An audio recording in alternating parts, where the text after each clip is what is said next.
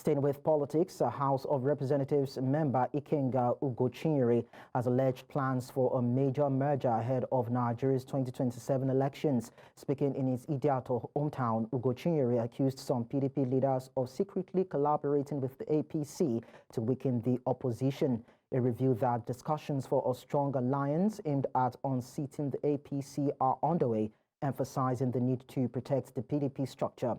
Ugochinyere called out those engaging in what he described as childish politics and urged party stakeholders to stay resilient. On constituency matters, he assured progress on water projects, scholarships, and infrastructure, affirming his commitment to campaign promises. Ugochinyere encouraged PDP members to remain steadfast, stating the party's role as Africa's largest opposition that cannot be undermined. And now to discuss this, we are joined by a public affairs analyst, Jide Ojo. Thank you so much, Mr. Ojo, for joining us on the news. It's my pleasure. Good afternoon. Happy New Month. Of course, same to you, sir. So how realistic is the prospect of a merger between the opposition parties like PDP and probably other political parties looking at the 2027 elections? Well, it is feasible and it is possible, provided that they will swallow their ego and work for collective interest of their new merger. This was what they should have done well ahead of 2023 elections, which they failed to achieve. And there are school of thoughts that believe that if Peter Obi did not leave PDP, and Kwankwaso did not leave PDP for NNPP, the fortune of PDP returning to power in 2023 was one of their brightest chances. But they lost that because a house divided against itself cannot stand. You saw Peter Obi moving to Labour Party in May of 2022. And then Kwankwaso leaving for NNPP. And then you have five governors of PDP that refused to work for the presidential candidate of the party. So that was part of the reason why they lost the presidential election of last year. So if they have learned their lessons and they decide to form a merger, the question now is that the merger that those who will make a formidable merger for them are themselves in crisis. Yeah. Labour Party is still having leadership crisis. NNPP is having its own leadership crisis. And the PDP itself is having its own leadership crisis. Can we dwell? Sorry to butt in. Yeah, can we dwell a little more on the PDP crisis? You know, there have been allegations of internal sabotage in the PDP, as even mentioned by one of the party members, Ikenga. Now, looking at the ability of PDP to probably be formidable and probably usurp the ruling party in the 2027 election.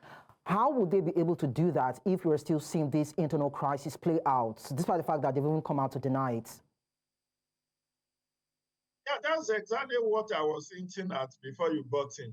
That for them to really be taken serious as a formidable opposition to APC, they need some house cleaning, they need some housekeeping, they need to first resolve their own internal challenge, after which they can now reach out to other strong opposition parties. Because you ask, what is Labour Party bringing to the table in this whole merger?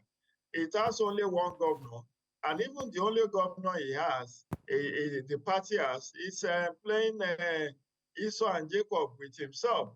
Recall the recent election that took place, local government election that took place in Abia State, where a sitting governor deliberately ceded the victory that should have come to Labour Party to Zenith Labour Party and Young People's Party, and that tells you a story. You know, if you want to be a formidable opposition, you need to grow more members, poach more from members of the National Assembly, from members of State House of Assembly, from Governors Forum, but APC, Labour Party has one state, APUGA has one state, NMPP has one state. Assuming without considering that even the three of them decided to work with PDP ahead of 2027, how formidable are they going to be?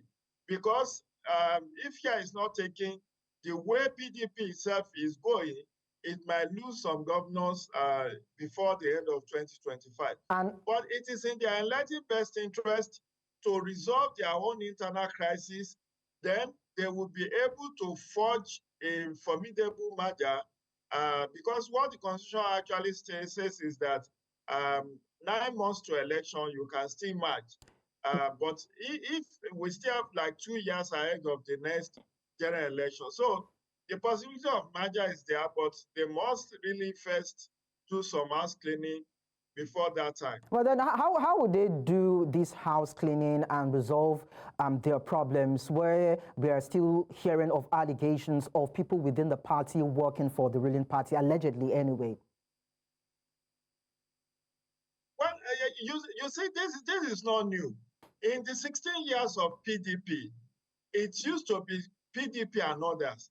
And the allegations was very right there that PDP was instrumental in destabilizing other political parties like Alliance for Democracy, like All Nigerian People's Party, like All Progressive Grand Alliance, like People's Progressive Alliance, PPA, that won 2 states in 2007 or 2011 elections.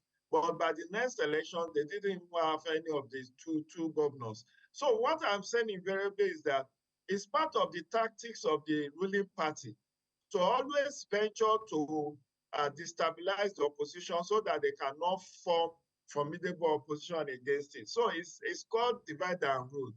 But it is for these leaders of thought in the opposition parties to now understand the antics of the ruling party and see how they can circumvent them, those antics, and resolve their issues. Okay. For instance, I'm of the considered view that if Atiku Abubakar says that he's not going to run in 2027, it's going to temper, calm down a lot of destabilization talk that is in PDP now.